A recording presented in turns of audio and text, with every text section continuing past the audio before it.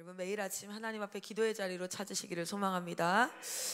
어제 저녁부터 진짜 한 2, 3일 계속 좀 기도했던 것 같아요. 근데 그 기도가 주님 살려주세요 이러다가 속이 정말 죽을 것만 같아요. 뭐 이렇게. 근데 어제 이제 설교를 계속 이제 저녁에 제가 수요일부터 해서 또 설교가 계속 있거든요. 그러니까 설교가 있으면 본문을 정하고 그 본문을 가지고 하나님 앞에 말씀을 받는 게 이제 본문을 정하는 거죠. 말씀을 받는다 이렇게 표현하죠. 하나님 앞에 말씀을 받는다 이렇게 본문을 정하고 그 본문을 통해서 하나님이 전달하고자 하는, 설교자가 하는 건 그거거든요.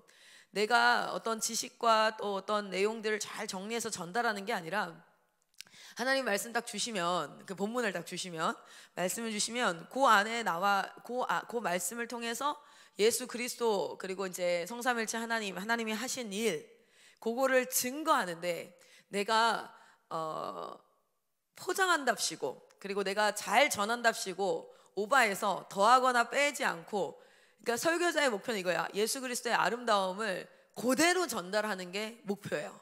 할렐루야. 여러분 사역자들도 동일한 줄 믿습니다. 여러분 우리가 사역을 하면서 돌파가 필요해요. 그 돌파가 뭐냐면 내 자신에게 돌파가 필요한데, 원래 요만해. 만약에 내 마음이 근데 요만한 돌덩이가 앞에 있어요. 그러면 딱 걸려. 그럼 어떤지 아세요? 마치 요만한데 그 돌이 요만큼 있으면 답답하게 걸려요. 지금 여러분의 사역 가운데 답답함이 있거나 여러분의 사역 가운데 어려움이 있거나 여러분의 사역 가운데 이대로는 안 돼라는 생각을 성령께서 내주하시면 반드시 주십니다. 그때에 뭐냐면 이것이 내가 넓어지는 것이 돌파인 줄 믿습니다. 여러분 그때가 언제냐면 주님 앞에 납작 엎드려서 기도하면서 하나님 살려주세요 할 때예요. 이게 우리가 시그널이 와요. 감정적으로 시그널이 오고 영적으로도 시그널이 오고 신호가 와요. 답답함과 어려움과 막 이런 거. 근데 우리의 시야는 어디에 있냐면 문제나 이런 것들에 있는데 그렇지 않아요. 납작 엎드려서 하나님 앞에 기도하면서 주님 살려주세요 하면, 여러분 기억하십시오. 하나님이 상황을 바꾸십니다. 하나님이 나를 바꾸십니다. 하나님이 내 상대를 바꾸십니다. 하나님께서 역사하십니다. 우린 그걸 믿는 자들이지요. 그런데 가장 무서운 거, 여러분 사역의 핵심은 뭡니까? 왜 사역합니까? 사역의 핵심은 뭡니까? 사역의 대상이 조이쌤 자신이고, 사역의 대상이 조이쌤 자녀이고, 사역의 대상이 하나님께서 맡겨주신 자인데, 사역이 뭐예요? 사역이 내가 하나님을 아는 것, 그 하나님을 전하는 것이라고 했죠. 근데 사역에 그냥 저는 좀 프랙티컬한 거, 현실적인 거, 눈에 보이는 게 좋아서 그런 성향을 통해서 하나님께서 제 강의가 되게 현실적이잖아요. 근데 봐요. 사역이 뭐예요? 사역이 따라합니다. 사역은 변화다. 다시 한번, 사역은 변화다. 내가 하나님을 알아. 거기서 착각하는 건 뭐냐면 지식이 하나님을 많이 알게 됐다?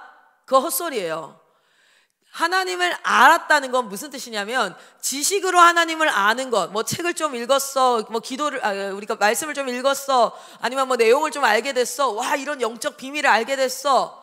아니에요. 하나님을 알았다는 건 변화입니다. 변화. 알므로 말미암은 변화. 그러니까 쉽게 얘기하면 내가 지금 변화되어지고 있지 않다. 내가 지금 여전히 동일한 문제가 반복되고 있다. 상대는 바뀌고 있는데, 또는 내가 아니라 내 자녀가 남은 더 잘 보여요. 남은 어때요? 동일하게 계속해서 여전히 머물러 있다. 또는 우리 사역의 대상이 학생들이 여전히 똑같다. 어제나 오늘이나 내일이나 변함이 없다. 사역이 일어나고 있지 않은 거예요. 사역은 뭡니까? 변화입니다. 변화. 어제보다 오늘 하나님을 더 사랑한다. 그게 무슨 말이에요? 변화라는 뜻이에요. 변화.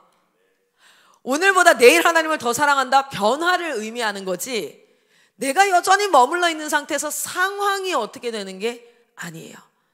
할렐루야. 나 자신의 변화는 기도가, 하나님 앞에 기도함으로 하나님께서 우리를 가르치시고 만지실 때 일어나는 줄 믿습니다. 그리고 이 문제를 통해서 나와 함께 문제를 겪고 있는 사람도 변화가 일어날 거예요. 할렐루야. 그것을 보고 있는 사람들도 변화가 일어날 거예요. 할렐루야. 여러분 사역은 변화입니다. 그래서 가장 무서운 게 뭐예요? 불순종은 다른 게 아니에요. 불순종은 적극적으로 막 내가 안 해 이게 아니라 머물러 있음도 문제예요. 변화하지 않고 여전히 똑같은 상태로 생각하고 말하고 행동하는 것. 그래서 이제 어제 제 기도로 저녁에 이제 설교 준비를 쭉 하면서 이제 말씀을 받아요. 그래서 제가 계속 말씀 기도하고 있고 또 그러니까 노트에 보면은 그게 있어요. 제가 설교 이렇게 생활을 하다 보면 이 본문 이렇게 말씀 기도 쭉 하다 보면 요 본문 이렇게 말씀을 주실 때가 있는데 그거를 쭉 기록해 놨다가 설교를 할 때는 대체적으로 그거를 이렇게 쭉 보고 그리고 계속 이제 말씀 읽으면서 말씀을 받죠. 근데 어제는 말씀이 잘 안 읽혀요. 그래서 설교를 막 이렇게 우리 한국 교회 지금 주님께서 쓰시는 한국 교회 목사님들이죠. 그 주님께서 쓰시는 종에게 하나님은 오늘날 어떤 말씀을 주고 계시는가? 그래서 당신이 지금 대한민국 사랑하는 주의 성도들에게 하시고자 하는 말씀이 무엇인가? 라는 마음으로 이렇게 하나님이 쓰시는 분들의 말씀을 많이 이렇게 좀 듣고 같이 기도하고 이러는데 어제는 이제 막 하는데 설교 가운데 감사하고 기쁨에 대한 부분이었어요. 그래서 막 이렇게 하는데 내가 거기 설교에서 목사님이 딱 앉아서 하나님이 그러니까 그 주시지 않는 것 때문에 속상해하지 말고 문제 때문에 속상해하지 말고 이미 주신 것을 하나하나 세어보라고 그러면서 감사하라고 이렇게 이제 하는데 거기서 설교를 스페이스바를 딱 누르고 멈추고 찬양을 기도곡을 딱 틀어놓고는 하나하나 세봤어요. 하나님이 내게 주신 감사 제목들을 나에게 동력자로 주신 한 사람 한 사람을 세워보고 내 자녀들과 나의 인생 가운데 하나님이 주셨던 만남의 축복들을 세워보고 이렇게 하는데 막 눈물이 터져나더라고요.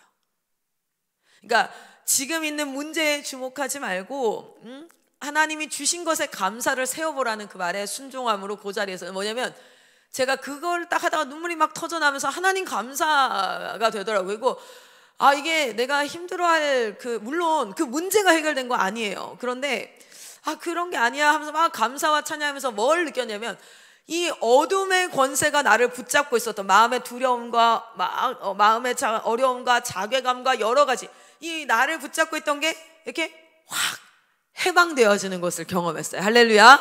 해방이 있습니다. 아멘. 그렇게 해방되는 것을 경험함과 동시에 그때 하나님께서 무엇을 깨닫게 하셨냐면 변하다. 신앙은 변하다. 네가 맨날 해오던 그 방식대로가 아니라 네가 내게 무릎 꿇었을 때 나는 너의 삶 가운데 변화를 일으킨다. 할렐루야. 그걸 경험하면서 그래 원래 내 모습은 어땠을까? 그러면 여러분 어쩌면 1년 2년 그러니까 왜 우리가 매너리즘이 오잖아요. 저희 사역자들 함께 살기 때문에 서로 알아요. 이 사람 매너리즘 왔구나. 이 사람 지금 정체기에 들어왔구나. 이 사람 지금 문제 앞에서 계속 멈춘 상태인 거야. 그 문제랑 같이 대치 상태. 지금 그런 상태에 있구나. 이게 같이 사니까 딱 오는데 여러분한테 저는 그걸 너무너무 전하고 싶었어요. 제가 하나님이 어제 그 시간을 통하여서 무엇을 정말 첫 번째는 그 어둠의 결박이 풀어지고 내 안에 마음의 자유함이 찾아왔을 때에 그래서 기도의 골방을 찾는 거지. 그래서 우리 주님 앞에 서는 거지. 마음의 평안함, 이 자유함이 임하고 두 번째는 뭐냐면 그 자리를 통해서 제 안에 마음의 변화가 일어나니까 문제가 새롭게 보여요. 달리 보여요. 그런데 그때 깨닫게 하신 것은 변하다. 신앙은 변하다. 하나님 앞에 주님 앞에 기도하면 그 변화의 길에 서게 되고 그 변화는 다른 말로 맞으면 주님을 더 닮아가는 것. 내 모습을 고수하는 게 아니라 주님을 더 닮아가는 길로의 변화가 시작된다는 것. 그렇습니다. 3C 공동체 영성을 또 이렇게 같이 나누고 있는 중에 하나님이 이것을 또 경험하게 하시고 깨닫게 하시고 그래서 여러분의 삶 가운데도 동일한 은혜가 임하기를 간절히 소망합니다. 자, 오늘은 내적 작동 모델 같이 얘기를 한번 나눠보도록 했었어요. 우리 한번 앞에 보도록 하겠습니다. 내적 작동 모델 어제 이제 잠깐 봤는데 한번 보면 이게 뭐냐면 internal working model이라고 해서 내 안에 형성되어져 있어요. 그래서 똑같은 상황이 들어와도 디코딩이 다르게 되는 거예요. 해석이 다르게 되는 거예요.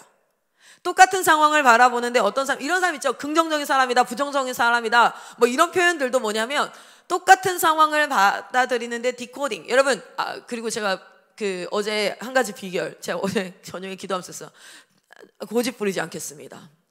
주님 앞에 버티지 않겠습니다.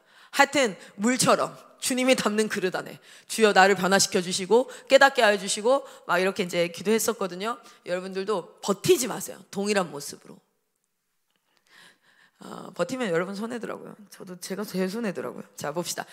인터널 워킹 모델하면 발달하는 그 한 피조물, 발달하고 있는, 여기서 이제 발달하고 있다는 것은 손을 제대로 못 쓰는 소근육과 대근육을 잘 못 쓰던 애기들이 지금 상우도 이렇게 걷진 않잖아요. 그렇죠? 어제 보니까 우리 에클레시아 이렇게 이제 막 걷기 시작했는데 그렇게 걷지 않아요. 아주 이제 이게 다 발달되어지는 거죠. 근육이나 이런 것들이.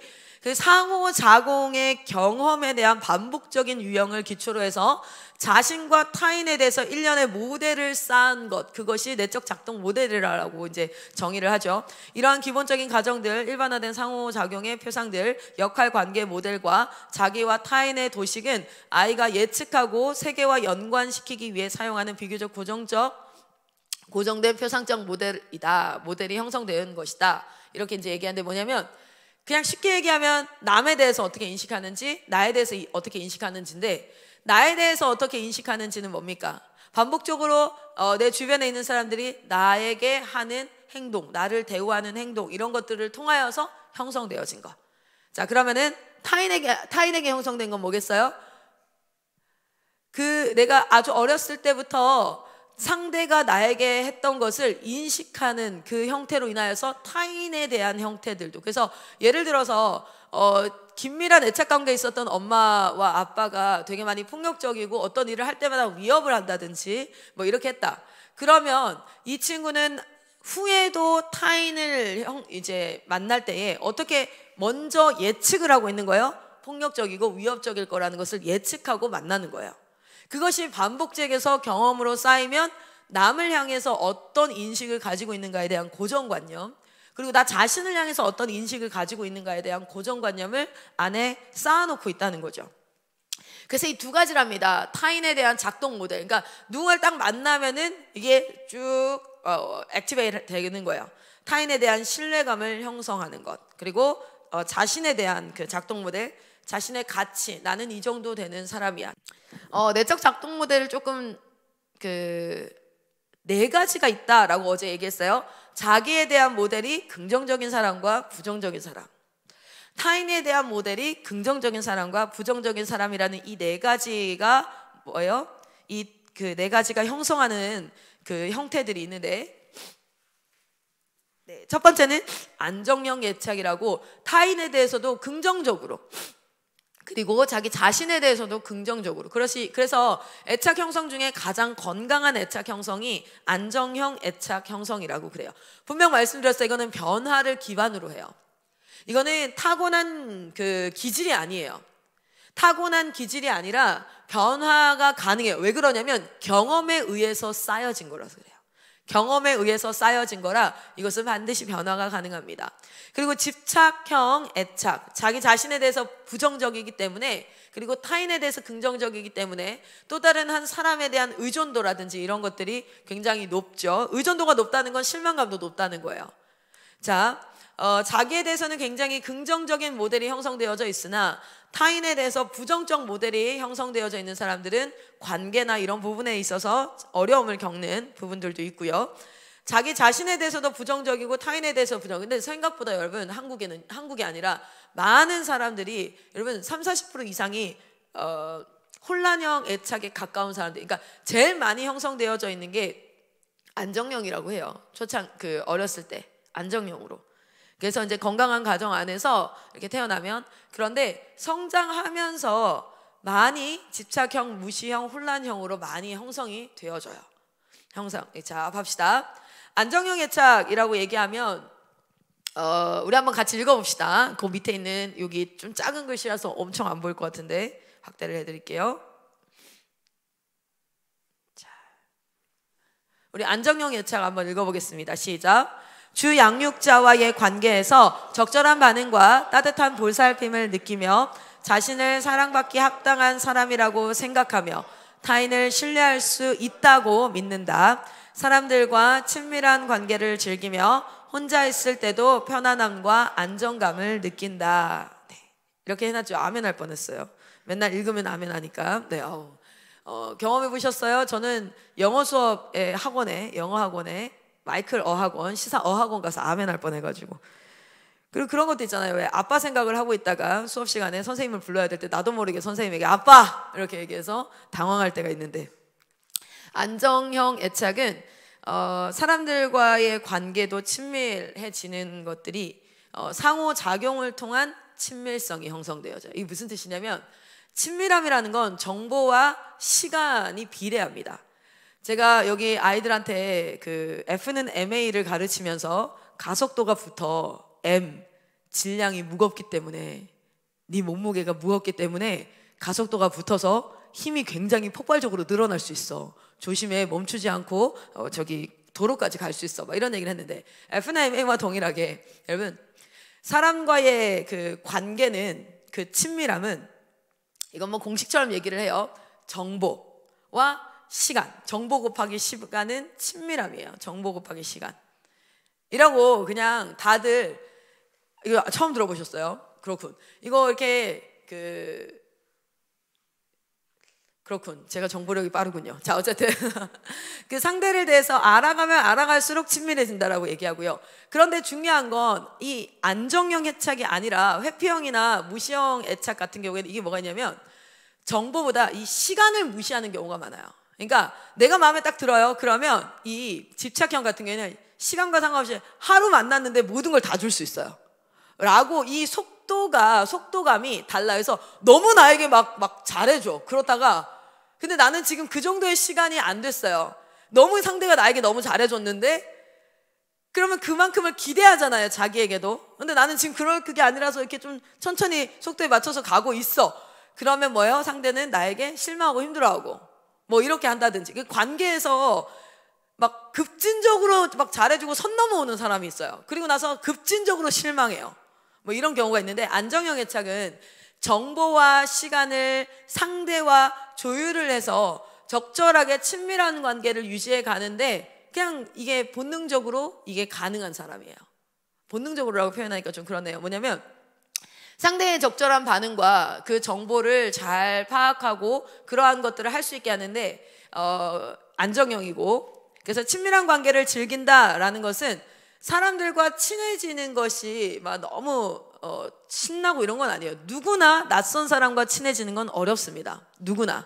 그런데 그 정도 어려움이 크게 막 문제가 되지 않아서 새로운 환경에 참 어색하고 여러 가지 반응이 나올 수 있지만 시간에 따라서 충분히 친밀한 관계로 형성되어지는데 어려움이 없는 사람들. 그리고 이제 반대로 또 혼자 있을 때에도 막 극도의 외로움과 나는 혼자야, 여러 가지 생각으로 혼자 아무것도 못하고 이런 게 아니라 혼자 있을 때도 편안함과 안정감을 느낀다, 이렇게 얘기를 하죠.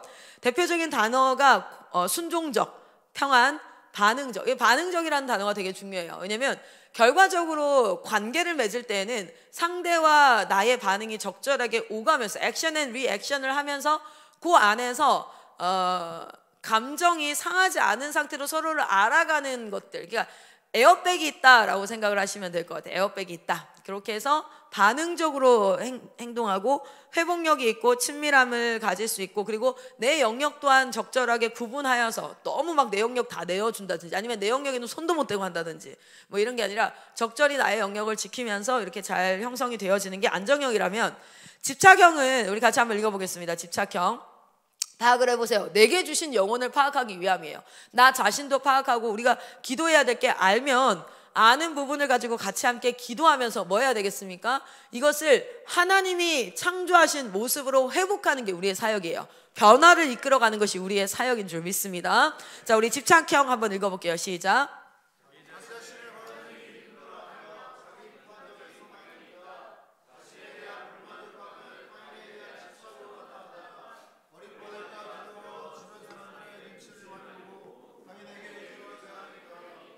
또 아멘 할 뻔했죠. 네. 여러분, 떠오르는 사람 있어요? 여러분이 양육하고 지금 하나님께서 맡겨주신 영혼 가운데. 물론 패밀리로 맡겨주신 사람도 있을 거고요. 여러분 가족 안에도 있을 거고, 나 자신일 수도 있어요. 그리고 또 누가 있습니까? 공동체는 삼천리 본부 전체가 내게 맡겨주신 영혼이에요. 할렐루야. 함께 지어져 가느니라. 여러분 한번 잘 보세요. 집착형 같은 경우에는 아까 집착형은 자기 자신에 대한 내적 작동 모델이 부정적이에요. 부정적으로 형성이 됐어요. 그래서 이 부정적으로 형성되어지는 굉장히 그 큰 영향력 중에 하나는 폭력이에요. 왕따를 당하면서 제가 물어봐요. 언어 폭력을 당했던 애와 실제 육체적 폭력을 당했는지 뭐 이런 것들에 대해서 막 묻고 이렇게 하는데 왜 그러냐면 언어 폭력이든지 육체적 폭력이든지 위해를 가하는 거, 위협이죠. 위협을 가해서 힘에 눌려버리면 어떻게 되냐면 자기 자신에 대한 존재의 부정성이 확 일어나요. 그래서 자기 자신을 받아들이기 힘들어하고 어떤 일이 있을 때마다 자책이 굉장히 심해지죠. 자책이 굉장히 심하고 자기 비판적인 성향이 강하다는 게 이제 자책이 심한 거예요. 자신에 대한 불만족감, 나를 사랑하지 못하기 때문에 그것을 어디로부터 채워야 되냐면 어떤 경우에는 뭐 이제 막 옷 사는 거라든지 이런 것들 아니면 친구 관계 여기로부터 내가 지금 채워야 하는 그런 집착으로 나타나고 버림받을까봐 두려워서 주변 사람들의 눈치를 많이 본다. 그래서 근데 집착형 단어 밑에 보면 대표적인 대표성들이 뭐가 있냐면 공격적인 부분들. 어떤 부분이냐면 처음부터 공격을 하는 게 아니라 나 자신에 대한 인식이 부정적이고 남에 대한 인식이 높다 보니까 무시당한다는 생각을 저변에 깔고 있습니다.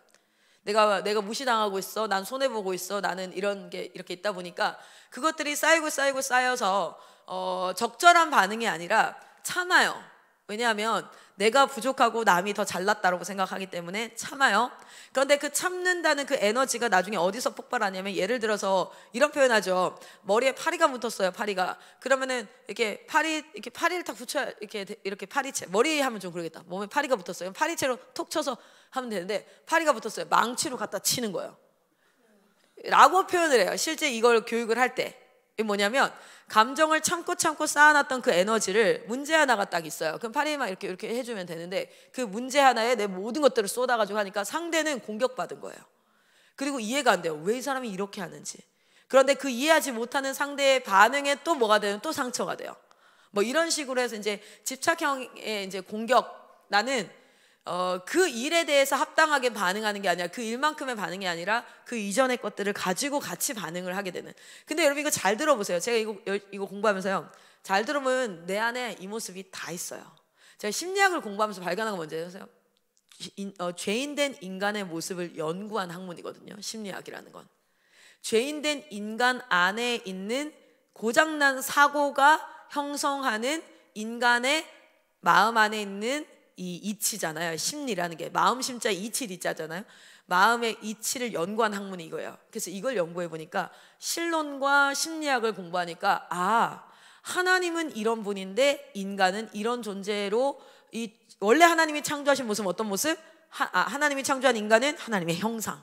그렇죠? 그래서 신론을 공부해 보면 와, 이렇게 아름다운 하나님이 우리의 형상이 이렇게 아름다운 하나님이야. 심리학을 연구해보면 죄로 타락한 인간의 모습이 어떤 부분이 어떻게 타락했는지가 보이죠. 그러면 그 부분이 어떤 부분이냐면 알고 넘어가는 것이 아니라 뭡니까? 기도와 예배와 우리의 공동체 3C 영성을 통해서 예수 그리스도의 모습으로 회복해야 될 영역이에요. 할렐루야. 그런데 심리학은 참 신기한 건요, 현상은 다 보여주고 있어요. 현상은 보여주고 있지만 그래서 그것을 어떻게 건강하게 바꾸는가를 못해요. 그래서 심리학을 공부한 사람과 정신의학과를 공부한 사람, 그 차이가 뭐예요? 심리상담가와 정신과 의사 차이가 뭔지 아세요? 약 처방이 가능한가 아닌가요? 약 처방이. 그래서 치료가 가능한가 아닌가. 심리사는 기본적으로 치료를 목적으로 하는 것이 아닙니다. 뭐 이렇게 얘기를 하거든요. 어쨌든 자 보세요. 심리학에서 보면은 이게 다 우리 안에 나타나는 모습들. 저거 뭐 아니라고 얘기할 사람 있어요? 집착형이 아니라고 얘기할 사람 있어요? 없어요. 잘 보면요, 저거 하나에 속할 것 같잖아요. 누군가가. 그렇지 않아요. 모두에 다 속해요.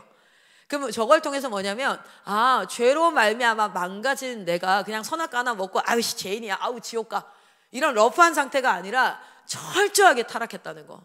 그런데 그 영역들을 하나님께서 열어 보여주셔서 예수 그리스도의 보혈로 보여주시면 이것을 내가 회복할 거야. 내가 회복할 거야. 할렐루야. 그 회복이 일어나는 곳이 교회입니다. 생명이 소생하고 상처지고 무너지고 아픈 것이 회복되어지고 그로 말미암아 하나님의 형상으로 회복되어지는 곳이 교회인 줄 믿습니다. 여러분에게 이것을 우리가 하나님께서 이 아침에 하게 하시는 것은 그냥 뭐 정보를 알아라, 사람을 파악해라, 이게 아니에요. 그게 아니라 이 영역이 내가 회복할 영역이라고. 아멘. 자, 그리고 이제 가식적이라는 건 뭐냐면 내 안에 나를 부정적으로 인식하고 있고 상대를 긍정적으로 인식하고 있기 때문에 발생하는 거겠죠. 여러분, 이건 제가 설명하지 않아도 무기력이라든지 그리고 갑작스러운 폭발의 감정의 폭발이 이제 좀 많이 나타나는 형태가 되죠. 자, 무시형입니다. 무시형은 뭐냐면 자기에 대해서는 긍정적으로 형성되어져 있고 타인에 대해서는 부정적. 근데 여러분, 상황마다 다른 거 아세요? 상황마다 내가 상우를 만날 때는 나 자신에 대해서 좀 긍정적으로 형성이 되고 타인에 대해서 부정적으로 형성이 되어져요. 근데 내가 예를 들어 햇넷을 만날 때는 나 자신에 대해서 뭐 부정적인데 긍정적으로. 왜 그럴까요? 비교를 통해서 이게 바뀌어요. 비교를 통해서 내가 누구를 만나느냐에 따라서. 그 사람이 왜 누구를 만났을 때마다 성격이 조금 다르게 나타날 때가 있어요. 내가 약자라고 생각하는 사람을 만났을 때, 내가 강자라고 생각하는 사람을 만났을 때, 좀 영향력이 있는 사람이라고 생각했을 때 만났을 때 다 달라져. 그게 죄인의 모습이지요. 자, 우리 무시형 한번 읽어보겠습니다. 시작. 자신과 정서적으로 함께할 사람이 없다고 믿는다. 남들과 함께 지내는 것보다 혼자 지내는 것을 편안하다고 생각한다. 감정을 잘 드러내지 않으며 친밀한 관계를 부담스러워한다. 그래서 많이 억제하고 누군가 소통하는 것을 최대한. 그래서 이렇게 생활하다 보면 잘 보면 대화를 하는데 나만 말해. 잘 보면 내가 모르겠어, 저 사람 무슨 생각하는지. 이런 경우들 있어요. 그리고 강박적인 순종이라는 건 뭐냐면 이게 내가 풀리하게 마음이 헌신되어서 순종하는 것이 아니라 내가 남들에게 괜찮은 사람으로 여겨진, 그러니까 명예가 중요한 사람이죠. 내가 남에게 괜찮은 사람으로 여겨져야 하기 때문에 하는 팔로업이에요. 그리고 굉장히 고통스러워하는 건 뭐냐면 어떤 행동을 내가 했는데 그 행동의 평가가 사람들이 저건 아니지라고 평가했을 때 내 명예가 실추되어지는 게 너무너무 고통스러운 그런 형태로 나타나기도 하죠. 그래서 표현이 극도로 제한적으로 표현 결여라고 되어져 있어요. 제한적으로. 왜냐하면 흠을 보이면 안 되니까요. 그러니까 웬만하면 내 안에 있는 생각들이나 이런 것들을 말하지 않는다든지. 근데 보면은 다 있어요. 저는 이거 이렇게 할 때마다 이거 다 나에게 있는 모습이야. 그 다음에 이제 혼란형입니다. 같이 한번 읽겠습니다. 시작. 관계 속 불안과 회피가 나타난다. 자신을 못마땅하게 여기며 타인을 두려워한다. 관계를 두려워하기 때문에 과도하게 친절을 베푸면서도 실제로는 누구에게도 마음을 열지 않아 신뢰를 쌓지 못한다. 타인으로부터 상처받을 것을 걱정한다. 혼란형 애착 같은 경우에는 치료가 필요한 상태일 경우에도 꽤 있어요. 어떤 부분이냐면 왜곡되어져서 상황을 받아들여서 혼란형 애착 형성의 그 가장 그 극도의 형상은 뭐냐면 망상이 나타나요. 요즘에 청소년들 안에 망상이 많이 나타나요. 망상이 뭐냐면 다른 사람이 그렇게 말하지 않았는데 그렇게 말했다라고 생각을 한다든지, 다른 사람이 그렇게 행동하지 않고 나를 그렇게 생각하지 않는데 그렇게 했다고 내가 뭐하냐면 추측을 통해서, 예측을 통해서. 작동 모델, 이 내적 작동 모델은 언제 이게 하게 되냐면 인간은 모든 상황을 발생했을 때 받아들이지 않아요. 발생했을 때가 아니라 그 전부터 추측을 합니다. 우리 마이클 선교사님 설교할 때, 얼마 전에 설교할 때가 우리 사역자 모임 가질 때 이런 얘기했던 거 기억나세요? 세미나실에서 10년 전에 싸워서 원수 줬던 친구가 있어. 그런데 그 집 바로 옆에서 차가 퍼져가지고 고장이 났어. 뭐 니퍼가 필요해. 그래서 이거 빌리러 이제 친구 집에 가는 거예요. 가는 길 내내 뭐 하는 거예요? 친구의 반응을 예측하는 거예요. 그 전 관계를 가지고 예측해서 저 새끼가 빌려주지 않을 거야. 아니야, 그래도 오랜만에 만났는데 우리가 친구니까 내가 어려움을 처했는데 그 새끼는 그런 친구야. 절대 그렇지 않아. 문 딱 열자마자 그 친구가 뭐랬다고요? 야, 이 새끼 안 빌려줄 거면 말아 이러고 나왔대요. 질문을 하지 않았어. 빌려달라고 하지 않았어. 근데 뭐냐면 인간은 예측 능력을 가지고 관계를 다 이렇게 하게 되어 있어요. 그래서 왜 말을 못해요? 에즈라 쌤한테 어떤 한 학생이 막 이렇게 막 울면서 나중에 문제가 터졌는데 왜 얘기 안 했어? 에즈라 쌤한테 왜 말 못했어? 말 못해. 왜요? 예측 능력이 발달하기 때문에 그래요. 관계에서 사람들이 왜 저를 힘들어하는지 모르겠어요. 예측 능력이 발동하기 때문에 그래요. 근데 그 예측 능력은요, 한 번의 경험을 통해서도 형성되어질 수 있더라고요. 제가 사역하면서 정말 왜 나에게 이렇게 생각할까? 왜 나를 어려워할까? 나를 향한 예측 능력이 발동한 거예요. 그죠? 자, 근데 혼란형 같은 경우에는 진짜 주변 사람들도 혼란스러워. 이름을 왜 혼란형으로 지었겠어요? 왜냐면 이 집착형과 회피형을 왔다 갔다 해요, 계속. 그래서 되게 막 오픈적으로 이렇게 했다가 뭔가 마음에 하나가 딱 상하면 막 극도에 이렇게 이제 좀 이렇게 완전 이렇게 딱 이렇게 했다가 하여튼 뭐 이렇게 해서 실제 이 검사를 이게 이제 정신의학과에 가면 검사를 하기도 해요. 그때 검사를 했을 때 심리 상담을 하거나 검사를 했을 때 혼란형이 나오면 이제 여기에 대한 치료 목적의 상담이나 이런 것들을 제시하고 진행을 하지요. 자, 우리가 이것을 한번 보면 어떻게 형성이 되냐면 형성 과정을 잘 보십시다. 형성 과정은 먼저는 지각을 통해서 형성이 됩니다. 이게 무슨 뜻이냐면 모든 그 자기가 경험했던 어떤 외부 사람과의 관계, 그게 언제예요? 지각이 언제부터 활발하게 움직이죠? 여러분, 우리의 시각이 태어나서 0.1 정도밖에 안 되는 거 아시죠? 그래서 6개월 정도 될 때까지는 3개월에서 6개월 사이에는 흑백밖에 구분이 안 돼요. 그래서 우리가 굳이 모비를 컬러풀하게 하지 않고 흑백 모비를 하는 이유가 뭐예요? 시각이 발달되지 않아서 흑백으로밖에 구분이 안 돼요. 애들이 낯가리기가 시작하는 게 빠르면 돌 전에도 물론 하는 아이들이 있는데 낯가리기를 시작하는 그 시점이 컬러로 바뀌어요. 컬러로 바뀌면서 시각이 어떻게 됩니까? 0.6 뭐 이렇게 쭉쭉쭉 올라온단 말이에요. 그래서 내 눈앞에 있는 사람이 나에게 밥 주는 사람이야, 나를 안아주는 사람이야, 나의 기저귀 갈아주는 사람이야. 그래서 오히려 돌 지난 아이들 보기는 쉬워요. 근데 18개월에서 24개월 그 사이가 언제입니까? 애착 형성기라고 표현을 해요. 왜 그럴까요? 그때 후각과 시각이 이제 거의 정상화로 발달이 되어져요. 그래서 냄새로 엄마를 알아보기도 하고, 후각이 제일 빠르게 발달하거든요. 후각이 제일 빠르게 발달해서 냄새와 시각과 촉각을 통해서 나의 주 양육자, 반복되어진 스킨십의 살결, 냄새, 형태를 파악하기 때문에 뭐가 되어질까요? 이게 낯가리기가 시작돼요. 낯가리기가 시작되어진 그 순간부터 경험이 축적입니다. 그 순간부터 경험이 축적돼서 언제까지? 1차 애착 형성기가요 48개월이에요 48개월. 그래서 그때 기저귀를 제때 갈아주지 않는 경험들, 또는 큰 이제 폭력적인 그 싸움이 있거나 엄마 아빠 싸움이 있거나 뭐 이런 것들, 그리고 사실은 이때는 감정이 전달되어지거든요. 엄마의 우울감 뭐 이런 것들이 내적 작동 모델을 형성하는데 다 영향을 미쳐서 1차로 형성이 되어지죠.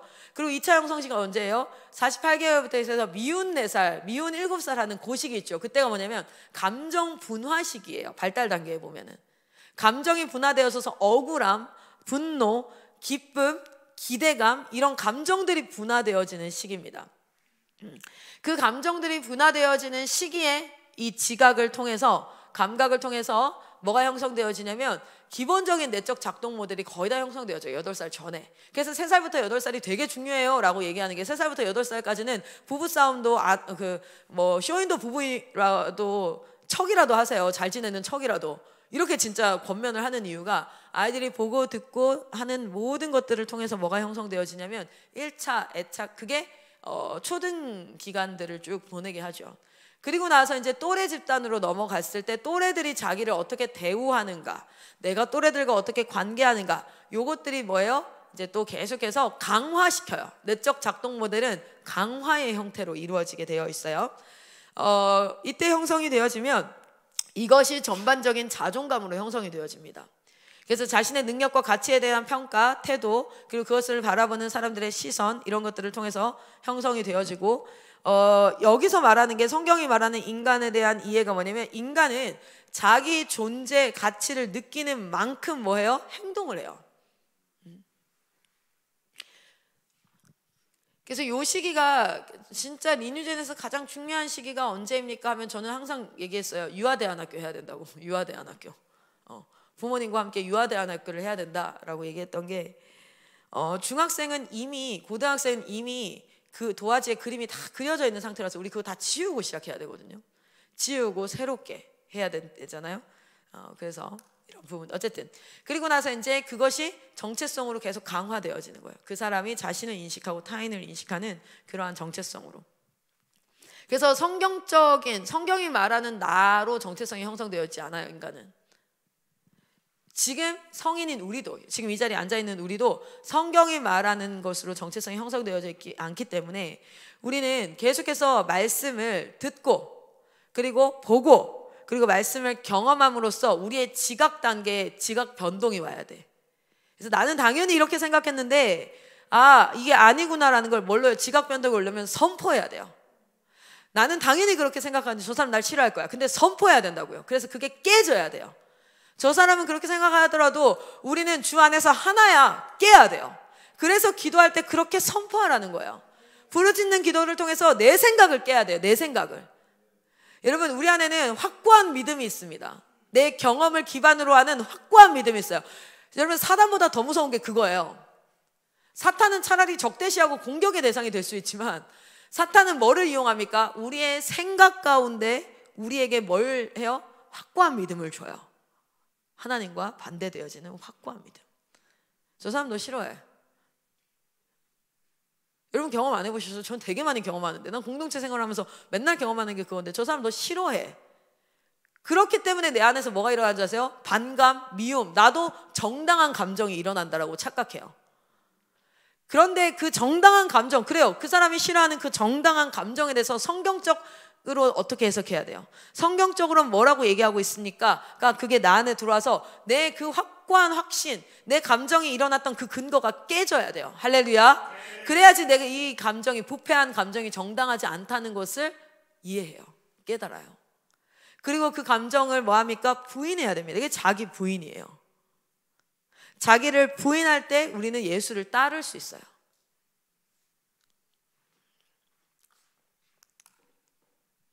인생의 내적 동기, 그러니까 내가 생각하고 결정하고 말하고 행동을 하게 돼 있죠. 이것을 하는 데 있어서의 그 내적 동기는 성경은 이렇게 얘기해요. 성경은 두 가지가 있다고. 인간이 어떤 일을 할 때에는 사랑으로 할 때가 있고, 내가 버림받을 건지 뭔지 모르겠지만 두려움으로 할 때가 있다 라고 얘기를 하죠. 내적 동기를 깊이 파고 들어가 보면은 원함, 내가 정말 이것을 세우고 싶고 이렇게 하고 싶은 그 마음들, 사랑의 감정으로 할 때가 있고, 두려움으로 할 때가 있어요. 관계를 맺을 때는 내가 이 행동을 왜 하나, 이 사람과 관계가 깨질 것 같아가지고, 이게 뭡니까? 두려움입니다. 근데 내가 이 말을 왜 하나, 저 사람이 이 말을 했을 때 나와 관계가 깨어질 수 있음에도 불구하고 사랑으로 할 때가 있어요. 그러니까 내적 동기, 관계에서의 내적 동기는 크게 보면 두 가지라고 볼 수 있다는 거야. 요한일서 한번 보면요, 그래서 요한일서 말씀 한번 읽어볼게요. 읽어봅시다. 시작.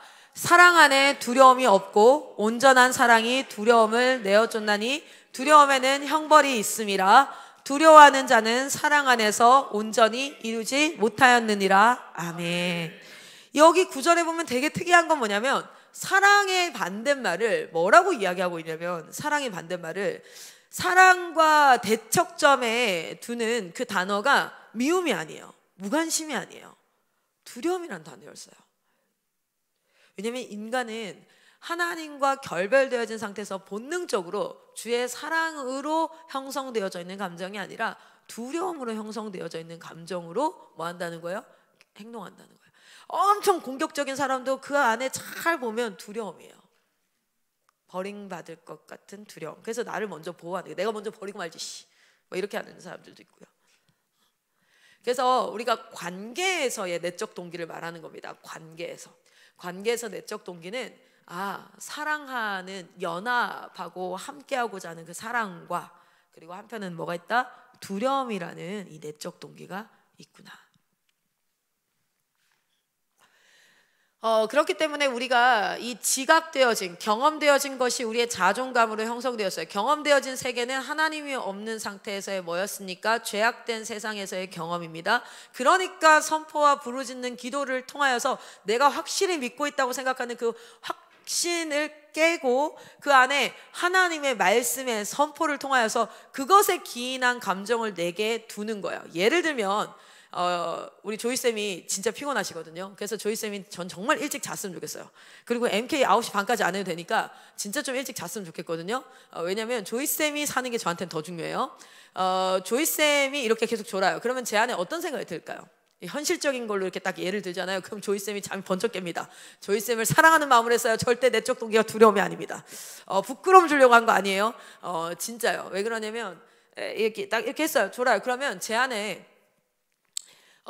저는 제가 말씀드렸죠. 초창기에 저는 혼란형 애착이 형성되어 있던 사람이에요. 그게 많이 회복되어졌어요. 진짜. 그런데 제 안에 어떤 생각, 이 사람이 어떤 생각이 들면 강의 딱 들고 나가면 내가 얼마나 못했으면 라는 생각이 들어요. 조이쌤은 단 한 번도 나한테 그 말을 한 적이 없어요. 그리고 심지어 조이쌤은 속으로 이렇게 생각하고 있어요. 졸면서도 클라라 진짜 강의 잘한다 이렇게 생각하고 있었어. 그게 사실이야. 근데도 제가 어떤 생각이 드냐면 이런 생각이 들어요. 진짜 나를 무시하고 있어. 그리고 진짜 아는 내용이니까 그런 거겠지. 그래, 나보다 나이도 많으시니까 라고 생각할 것 이상의 생각들이 내 안에서 뭐가 될까요? 예측과 추측과 이렇게 이제 되어지죠. 자, 그러면 거기에 정당한 감정이 듭니다. 근거 자체가 잘못됐는데도 그 잘못된 근거에 정당한 감정이 무슨 감정이 드는 줄 아세요? 적대감이 생겨요. 속상합니다. 처음엔 속상함이에요. 그런데 조이쌤과 어떤 일을 하면서 마음에 썩 좋은 마음이 들지가 않아요. 그러다 보면 그런 시야로 이 사람을 계속 보면 그거 아세요? 하나가 잘못 보이면 다 어떻게 보일까요? 다 미워 보여요. 다 미워 보이고 다 내가 마음이 연합이 되지가 않아요. 그렇죠? 그래서 뭐가 됩니까? 조이쌤이 느껴요. 클라라가 뭔가 나한테 좀 거시기 하다. 뭔지 모르겠는데 좀 한참 불편하네. 표정이 좀 그래. 그리고 그러면 민감해지기 시작합니다. 그 관계에. 예민해져요. 그러다 보면 어떻게 될까요? 프라쿤 쌤을 대할 때는 표정이 안 그러네? 라는 게 보이기 시작해요. 안 보였거든요. 신경 안 썼거든요. 근데 프라쿤 쌤이나 로이스 쌤한테는 그 시선이 계속 머물고 따뜻하고 뭐 얘기할 때도 그냥 편하게 하는 것 같은데 나는 좀 그래? 뭐지? 그러면 그것으로 또 정당한 감정이 기인되어져요. 그것들이 쌓이고 쌓여서 뭐가 되는 줄 아세요? 디비전, 이게 갈라지거든요. 감정의 골이 생겨요. 그래서 사단은 어떻게 역사합니까? 이간질하고 유혹한다는 게 뭐예요? 확신을 줘요. 그렇게 해서 그 첫 단추가 잘못됐는데 그 뒤부터는 다 정당해. 그래서 둘이 싸우잖아요. 나중에 싸우잖아요. 그러면 둘 다 정당해. 내가 왜 그랬냐면 여기는 내가 왜 그랬냐면 둘 다 정당해. 말 들어보면 그래서 중재하려고 로이스 쌤이 내 말을 들었는데 글쎄 그럴 수 있었겠다 이런 마음이 들어요. 근데 여기 딱 가보잖아요. 그럼 어떻게 되죠? 조이쌤도 그럴 수 있어. 둘은 안 만나는 게 좋겠는데 둘은 연합이 좀 이렇게 되는 거예요. 그 안에 이런 부분들이 형성이 되어져 있죠. 그래서 뭐 해야 되냐면 가장 근간이 되어지는 그것이 아무리 내가 지각으로 나한테 보였던 행동, 내가 느꼈던 거, 이 모든 것들이 다 확실해 보여도 선포하면서 뭘 깨야 돼요? 이렇게 깨야 되는 거예요. 나는 조이쌤을 사랑한다로 깨야 돼요. 조이쌤은 나를 사랑한다로 깨야 돼요. 우리는 한 몸이다로 깨야 돼요. 그러면 또 떠오릅니다. 조이쌤이 나에게 보였던 표정, 졸았어. 그럼 또 깨야 돼요. 우리는 그거를 기도의 자리에서 깨야 내가 정당했다고 하는 감정이, 그가 나를 사랑하는데 내가 정당했다고 하는 감정, 이게 다 이게 깨고, 그리고 나서 뭐예요? 연합부터 시작해서 다시 올라와야 돼요. 할렐루야. 근데 우리가 아이들과도 동일해요. 여러분, 그 아이를 제일 미워하는 사람이 누군지 아세요? 사실은 부모예요. 부모도 상처 받거든요. 그래서 그걸로 애한테 계속 고정관념을, 알아요? 남의 자식한테 겁내 잘 웃어줘. 알아요? 제가 그렇더라고요. 난 자유가 너무 진짜 예뻐 보여요. 그리고 누구야? 하늘이 너무, 쟤들은 왜 이렇게 순할까? 어제 에클레시아, 쟤들은 왜 이렇게 순할까? 그러면서 성도를 보는 거지. 어제도 우리 제시카 쌤한테, 제시카 쌤 진짜 마음 상하셨을 거야. 제시카 쌤이, 어머 성도야 우리 집 앞에 왔니? 따라하지 마! 어머, 제시카 쌤한테. 그러니까 제시카 쌤이 너무 당하니까, 나한테 말한 거니? 따라하지 마! 저리 가! 제시카 조용 문 닫고 들어가시더라고. 마음 상했을 거예요. 어른인데도 마음 상해. 쟤는 왜 저럴까? 내 새끼니까 더 그렇고 막 이렇게 하는데, 그러한 고정관념이 누가 제일 많냐면 자녀는 부모에게, 부모는 자녀에게, 교육자는 피교육자에게, 피교육자는 교육자에게 가까이 지내는 사람한테 제일 많아요. 그래서 기도가 진짜 절대적으로 필요합니다. 3C 생활훈련에서는 미워하지 않는 게 핵심이에요. 제가 얘기했잖아요. 하나님의 뜻이 분별이 돼야 되죠. 그래서 하나님의 뜻을 구하고 살지만 하나님의 뜻이 분별이 안 될 때는 어떻게 하라고요? 하나님은 뭘 기뻐할까? 아무리 생각해도 여러분 영적으로 침체되어 있을 때요, 정말 돌파하고 싶잖아요. 하나님은 무엇을 기뻐하실까? 그거 진짜 하기 힘들어요. 안 떠올라. 그래서 어떤 생각이 들어요? 나도 모르겠다 이렇게 드는데, 그때는 이렇게 하라 했잖아요. 사단이 좋아할 만한 짓은 하지 말자. 사단이 좋아할 만한 짓은 하지 말자. 이러고 가자고. 그죠? 우리가 공동체에서 사랑해야 돼요. 연합해야 돼요. 알아요. 근데 그거 알면서 안 하는 거, 그것도 불순종이에요. 그러면 우리는 하게끔 만들어야 되잖아요. 어떻게 해요? 미워는 하지 말아야 돼요. 그거는 100% 따지고 볼 것도 없어요. 따지고 볼 것도 없이 하나님이 진짜 싫어하는 거예요. 그리고 사단이 겁내 좋아하는 거고요. 미워는 하지 말아야 돼요. 자, 왜 그러냐면 요렇게 형성되어져 가고 있는 지각을 통해서 이게 형성이 되어져서 자존감으로 가는 요것들이 내적 작동 모델로 계속 형성되어지기 때문에, 그러니까 여러분 안에 내적 동기가, 아이들 안에 내적 동기가 무엇인지를 한번 잘 살펴보십시오. 그래서 상대가 나를 향한 적대감이 아니라 두려움이라는 것을 여러분이 정말 인식하시기를 소망합니다. 그래서 여러분과 이 제자양육 관계에 있는 사람들, 가까이 있는 사람들은 요 트랩이 가장 위험한 거죠. 고정관념. 얜 이래, 얜 이럴 거야, 나를 이렇게 생각할 거야. 자, 그것을 이제 제가 3번의 강의를 통해서 3C 안에 파악되어진 내용들이에요. 여러분, 이것을 강의했던 건 실제 어떻게 도잉해야 될까에 대한 강의는 아니지만, 현장에 들어갔을 때 여러분 계속 기도하십시오. 이 내용들이 깨달아져서 이 상황들이 건강하게 파악되어질 줄 믿습니다. 여러분, 아이들을 바라볼 때도, 저 자신을 바라볼 때도, 가족을 바라볼 때도 이것이 적용되어져야 돼요. 저 어제 저녁에 들었던 설교가 10번 넘게 들었던 설교예요. 진짜 너무너무 사랑하는 목사님, 제가 오카는 목사님 너무너무 사랑해요. 어렸을 때 그 목사님의 설교를 통해서 많이 깨어지고 자복하고, 오카는 목사님 설교 때 되게 많이 화내시거든요. 그렇기 때문에 되게 자복이 되어져요. 자세가 낮아져요. 그렇지 않습니까? 막 이러고, 사랑해야 되지 않겠어요? 사랑을 표현하시면서도 화내시거든요. 사랑해야 되는데 막 이러고. 어제 이제 그 설교가 기쁨에 대한 고찰이라는 그 부분을 딱 듣는데, 아는 내용인데 제가 왜 그걸 다시 들었냐면, 제 안에 기쁨이, 중요한 건 말씀을 아는 게 중요한 게 아니라 내가 그 트랩에 걸렸을 때 그 말씀이 내 귀에 들려지면 능력이에요. 할렐루야. 진짜 중요한 건데 이것도 이렇게 주여. 자, 그래서 공동체 영성에서 첫 번째 스텝이 뭡니까? 관리 영역과 절제 영역이 훈련되어지는 겁니다. 그래서 내가 관리해야 될 영역, 그리고 내가 절제를 통해서 누려야 될 영역. 이 절제 영역은 절제하지마 이게 아니라 누려야 되는 영역이에요. 누려야 돼. 근데 누린다는 건 내가 마음껏 사용한다는 게 아니라, 내가 원할 땐 하고 원하지 않을 땐 하는 게 아니라, 정말 이것이 목적 그 안에서 내게 유익으로 누려지게 제대로 쓰려면, 아주 쉽게 얘기하면 이런 거예요. 성욕이라는 건 결혼이라는 기준을 가지고 하나님께서 주셨어요. 그렇죠? 근데 왜냐면 그거는 주셨어요, 하나님이. 내 거니까 내가 원할 때가 아니라, 그건 결혼 후에 사용해야 누릴 수 있는 거예요. 그런데 그 전에 사용을 하면 이게 뭐가 됩니까? 요 절제 영역이 사단이 우리를 공격해서 망가뜨리는 굉장히 큰 통로 중에 하나예요. 자, 그래서 요 2가지를 훈련을 하고 있지요. 자, 오늘은 여기까지만 진행하겠습니다. 근데 관리 영역은 다른 게 아니라 습관을 들여서 내가 이성적으로 인식하지 않을 때에도 제자리로 돌아올 수 있는 제자리를 만드는 훈련. 청소할 때 제일 중요한 게 뭐예요? 제가 공간 관리할 때 항상, 청소는 깨끗하게 하는 게 청소가 아니에요. 깨끗하게 하는 거.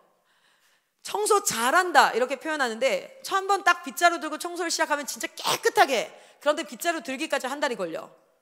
그런 사람을 보고 청소 잘한다 하지 않아요. 그러니까 청소는 청소를 깨끗하게 정리하는 능력이 아니에요. 청소한다는 건 깨끗함을 유지하는 거예요. 그래서 여기 뭐가 있으면 내가 이제 쓰고 나면 그걸 항상 제자리에 두는 거, 뭐가 이렇게 좀 지저분해 있으면, 그러니까 우리 이제 설거지하는 거기에다가 쭉 쌓아놨다가 한 번에 깨끗이 하는 게 아니라, 그냥 있을 때마다 해서 거기를 깨끗하게 유지하는 게 청소. 청소의 개념 자체가, 그렇죠? 그런 것처럼 인생에서 우리가 되게 중요한 게, 청소할 때 제일 먼저는 물건을 하나도 안 보이고 여기 넓게 하얀 공간을 많이 만드는 게 아니라 제자리를 만드는 게 청소의 시작이에요. 그래서 청소의 시작. 여러분, 옷은 언제 사면 되고 언제 사면 안 돼요. 옷을요 딱 종류별로 넣어서 공간을 딱 세팅해놔요. 그리고 그 자리 이상으로 내가 사는 건 뭐야? 사치야 라고 해버리면, 그래서 요게 다 바지가 뭐 6개 정도 딱 들어가는 공간이야. 그러면은 6개 말고 또 하나를 사고 싶어. 그건 이제 기호에 따라 사고 싶은 거죠. 제 안에는 그런 기준이 있거든요. 저희 아이들도 내복 칸이 있고 겉옷 칸이 있고 양말 칸이 있고 속옷 칸이 다 있는데, 그 칸 이상의 것을 사는 것은 저는 사치라고 생각해요. 이게 딱 필요. 그래서 그 공간에 맞게, 저희 집이 좁아요. 그러면은 그 집에 물건 거기에 자리를 다 마련해 놓고 더 이상 들어갈 자리가 없으면 더 이상 사면 안 돼. 뭐 이런 것처럼 제자리를 찾는 것. 봅시다.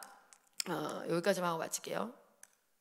그래서 요 핵심적인 6가지 관리, 요게 인생에서 제자리입니다. 수납이에요. 시간 관리가 되는 것, 그리고 공간 관리되는 것, 언어 관리되는 것, 감정 관리되는 것, 재정 관리되는 것, 건강 관리. 요게 내가 항상 점검하고 생각해 봐야 될 내 생활 훈련의 핵심 기준이다 라고 얘기하는 거죠.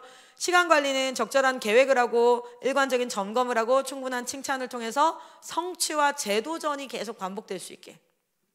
내가 고를 다 했냐 안 했냐가 중요하지 않습니다. 그것이 아니라 계속해서 재도전할 수 있는 상태로 우리가 같이 이끌어줘야 돼요. 그래서 계속 적절히 내가 계획을 하고 있는가, 너무 과도한 계획을 해서 내가 못하는 건가, 아니면 갑작스러운 이벤트가 발생했어, 그럼 뭐 이렇게 할 수 있지 하면서 유연성을 가지면서도 계속해서 재도전을 통해 목표를 성취하는 연습들을 할 수 있도록. 그래서 이제 시작하는 것도 중요하지만 마무리 짓는 것도 중요하다. 계속해서 기간이 예정했던 기간보다 더 길게 걸릴 수는 있어요. 그러나 마무리하는 거. 그래서 왜 마라톤 경기 끝났는데도 결국 완주했던 그 사람에 대한 뭐 박수를 쳤다, 이런 일화들이 있잖아요. 뭐냐면 마무리가 중요하기 때문에 그래요. 자, 공간 관리 같은 경우에도 자기 자리를 찾아놓는 것이 청소의 시작이죠. 그래서 우리가 그 공동체에서 자기 책상과 자기 드로워와 자기 것을 주는 이유가 그거예요. 거기 이상 넘치도록 가져오지 말라고. 그게 절약과 절제의 기본 훈련이에요. 그리고 그 공간을 깨끗하게 유지하는 것. 자기 자리를 찾고, 그리고 청소는 깨끗함을 유지하는 것. 이걸 통해서 뭐냐면 내가 통제할 수 있는 영역이 있어야지 자기 통제감이라는 그 부분들이 구성이 되어질 수 있죠. 아무리 좁은 공간이라도 우리가 이제 기숙사에 다 같이 살아도 그 공간에 내 드로어, 내 침대 여기 있잖아요. 그래서 그 공간을 꾸미고 가꾸고 내게 맡겨주신 영역들을 다음에 다른 사람이 쓸 때에도, 저는 그 한 선교사한테 제가 얘기했을걸요. 누군가가 이제 그대들이 사용하다가 나가, 그러면 누군가가 들어와서 어느 침대 쓰지 했을 때 내 침대를 쓰고 싶게끔 만들어 보라고. 자기가 자는 공간과 자기가 생활하는 공간, 사람은 공간의 지배를 엄청나게 받습니다. 그래서 상황실 들어오면 따뜻하지 않나요? 그 간접 조명 때문에 그래요. 옆에 간접 조명 딱 꺼보세요. 되게 빈약해요. 근데 그 조명 하나가 어떻게 달았냐 안 달았냐에 따라서 그 공간에 영향을 받아요, 사람은. 되게 지저분한 차를 타요. 그러면요, 이렇게 프링글스 먹고 나면 프링글스 껍데기 어디다가 이렇게 놔도 죄책감이 없어요. 근데 되게 깨끗해. 너무 깨끗해. 전 정말 요즘에 차 탈 때마다 너무 부담스러워요. 김용환 선교사님이 하여튼 내릴 때마다 깨끗하게 청소하니까 너무 부담스러워요. 그래서 어떻게 돼요? 겁내 깨끗하게 쓰게 돼요. 김용환 선교사님 뒤에서 저에 대해서 많은 평가가 일어날 거예요. 클라라 선교사 쓰고 났더니 밑에 과자 부시르기 엄청 많네. 신발도 두고 가네. 저는 그것을 다 감내하면서 지금 제가 훈련이 되고 있어서 너무 좋아요. 근데 왜요? 되게 깨끗하게 쓰게 돼요. 그래서 저희 아들이 신발 신고 앞발에 이렇게 발을 올리려고 그거 오늘 또 김용환 선생님 닦아야 돼. 여기서 내려. 그리고 제가 물티슈를 꺼내서 다 깠어요. 뭐냐면 그 공간의 청결함이 나를 지배하게 돼요. 여러분, 그 시험 공부할 때 왜 그렇게 자리 청소하고 싶게요? 공간의 지배를 받기 때문에. 그런데 그 악용하죠. 네, 그래서 어쨌든 그래서 공간의 목적을 이해하고 목적에 맞게 사용할 수 있도록 하고, 그래서 이제 리더란 김영환 선생님 같은 분이 그 자리에 딱 리더로 있으니까 훈련이 되죠. 안 그러면 예전에는 어땠는지 아세요? 저희 스타렉스 안에 바닥에 쓰레기가 곳곳에 짱 박혀 있었어요. 그 진짜 훈련돼야 될 영역이었죠. 그리고 의자 막 뒤로 제쳤다가 눕혔다가 한 그대로 내려요. 제자리로 돌리지를 않아요. 근데 지금은요, 진짜 많이 훈련이 돼가고 있죠. 그래서 어떤 생각과 가치관을 가진 지도자가 거기에서 그것을 하고 있느냐에 따라서. 그래서 지금도 제자리가 아닌 물건들이 여기 있어요. 보면은 저것도 제자리가 아니거든요. 컵들도 있고 저기 제자리가 아닌 것들이. 자, 그다음 언어관리, 감사훈련. 언어관리의 첫 번째 시작은 감사훈련, 두 번째는 칭찬훈련, 세 번째는 사과훈련, 네 번째는 질문하기. 어떤 일을 단정지어서 결론 내리기 전에 질문하는 연습들. 그리고 핵심 말하기 훈련. 이때부터 이제 좀 시작해야 되죠. 말을 핵심 말하기. 그다음 버려야 될 말. 말하지 않으면 절대 모르는 것들. 이것에 대해서 이제 꼭 말할 수 있도록 하는 것. 그리고 버려야 할 말. 이런 부분들의 관리가 시작되는 것. 감정이란 무엇인가에 대한 이해를 하고 나서 긍정적인 감정을 관리하는 법, 부정적인 감정을 관리하는 법. 재정에 대해서는 용돈의 의미나 지출과 수입에 대한 부분들, 청지기적 재정 사용법. 건강 같은 경우에는 세 가지죠. 먹는 것, 자는 것, 운동하는 것. 이것이 건강을 형성하죠. 그래서 그 세 가지를 우리의 삶 가운데 어떻게 해야 되는지, 이런 부분들의 습관들이 이 시기에 들어져서 인생에서 살아가면서 이것들이 계속해서 관리가 되어질수록 하는 것. 그리고 수면욕. 이 네 가지 영역은요, 이거예요. 욕구라고 되어져 있어요. 욕이라고 되어져 있어요. 욕구. 욕구는 무슨, 내가 원한다요. I want. I don't want. 내가 원하지 않는다. 이게 욕구거든요. 욕구가 뭐냐면 내가 주인 될 수 있는 영역, 내가 당연히 주인이라고 생각하는 영역. 이 영역이 어디로요? 주권이 하나님께로 올려줘야 돼요. 하나님께로. 내가 자고 싶을 때 자고 내가 일어나고 싶을 때 일어나는 것, 그거는 자기중심성. 성경에서 말하는 죄를 한 단어로 또 바꾸자면 이러잖아요. 자기중심성. 자기중심성을 강화하도록 되어져 있어요. 그래서 어린 아이들을 일찍 자고 일찍 일어나게 정해진 시간을 정하기 시작하는 이유가 뭡니까? 자기중심성이 아니라 내가 규칙과 공동체와 여기에 맞추는 훈련이죠. 그것을 통해서 내가 옳다라고 여겨지는 것에 절제를 통하여서 이렇게 팔로우이 돼야 되는데, 그게 아니라 내가 중심이 되어야지. 내가 자고 싶으면 자고 싶지, 내가 뭐 일어나고. 그게 안 돼서 여기 들어와서 제일 힘들어요. 1차적으로 애들이 왜 그렇게 힘들어요? 자고 싶을 때 자고 싶은데 계속 자라 그래. 일어나고 싶을 때 일어나야 되는데 지금 일어나래, 막 이런 거. 이게 별거 아닌 생활 습관 같지만 자기중심성이 극도로 나타나는 영역. 두 번째, 먹고 싶은 거 먹고 먹기 싫은 거 안 먹는 거. 이거 자기중심성을 강화시키는 거예요. 부모님들은 그걸 모른 채 애가 먹고 싶으면 그 반찬을 많이 주고, 그거 아니면 아니고 이렇게 하는데, 그게 아니라 이게 기준이 뭐가 돼요? 나는 선교사예요. 선교사는 라는 그거에서 내 몸이 주의 성전이기 때문에 여기에 먹어야 될 것을 먹고 먹지 말아야 될 것을 먹지 않는 것. 기준이 바뀌어 있는 거죠. 성욕도 동일합니다. 내가 사랑하고 내가 쾌락을 누리고 싶어. 그러면은 내가 관계를 갖고, 아니면 아니고. 내가 주인. 그래서 심지어는 아주 대놓고 이런 말도 나오잖아요. 자기 결정권, 자기 결정권. 아시죠? 지금 초등학생들의 초등, 중학교, 고등학교 인권 조례에 들어가 있는 말이에요.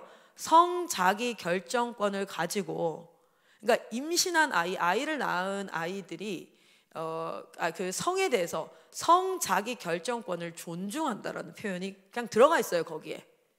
다른 말로 얘기하면 자기중심성의 죄가 그냥 법으로 보장이 되어지는 거죠. 그래서 이제 성욕이라든지 소유욕, 내가 갖고 싶어서 사지 뭐 내가 갖기 싫은데 사는 사람 있어요?